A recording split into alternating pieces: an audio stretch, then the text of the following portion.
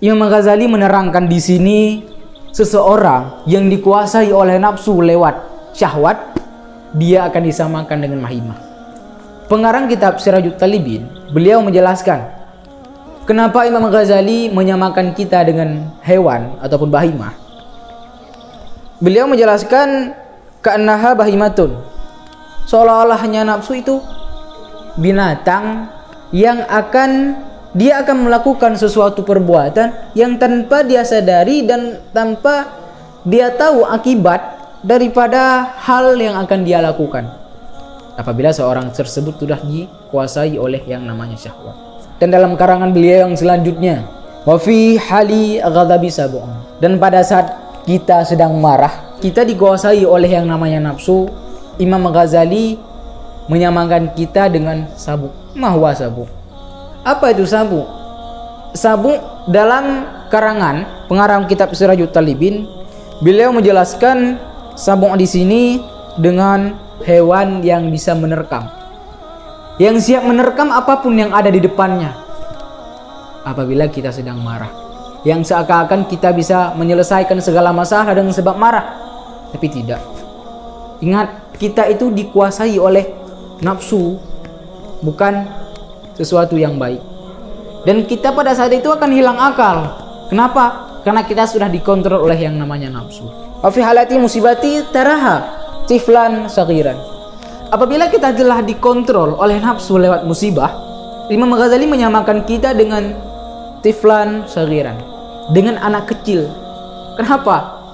Karena anak kecil itu mereka tidak tahu akan daripada qada dan qadar Allah Subhanahu wa taala.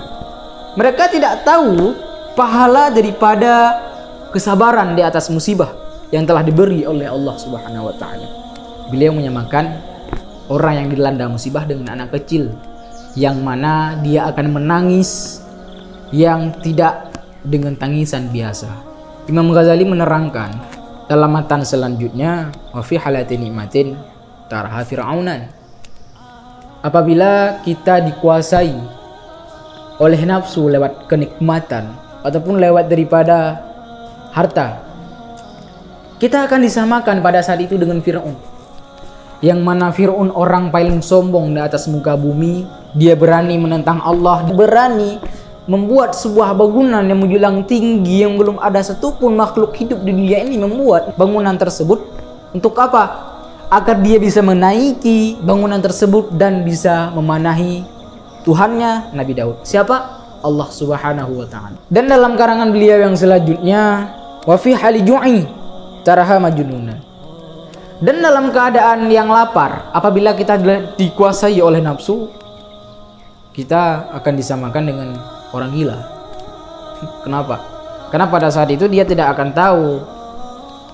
Apabila kita dikuasai oleh nafsu lewat kelaparan, kita akan menjadi seperti orang gila yang hanya kita memikirkan kekenyangan, akan tidak tahu akibat daripada perbuatan kita tersebut.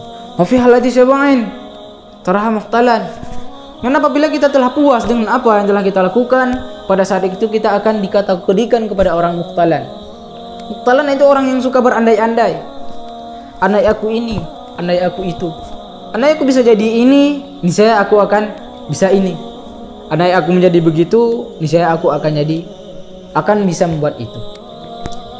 Dia suka berandai-andai, yang bahkan berandai-andai itu adalah salah satu daripada sifatnya syaitan. Jika engkau kenyang, jika engkau memberi makan kepada nafsu, dia niscaya nafsu itu akan senang. Kita turuti semua kemauan nafsu lewat syahwat kita. Imam Ghazali menerangkan kita akan disamakan dengan hewan. Apabila kita dikuasai oleh syahwat lewat kemarahan, kita akan disamakan dengan sabuk, yaitu hewan buas. Dan apabila kita menuruti kemauan daripada kemauan lewat musibah, yang sehingga kita tidak kenal daripada qada dan qadar Allah dan faedah daripada kesabaran, nafsu akan juga menguasai kita.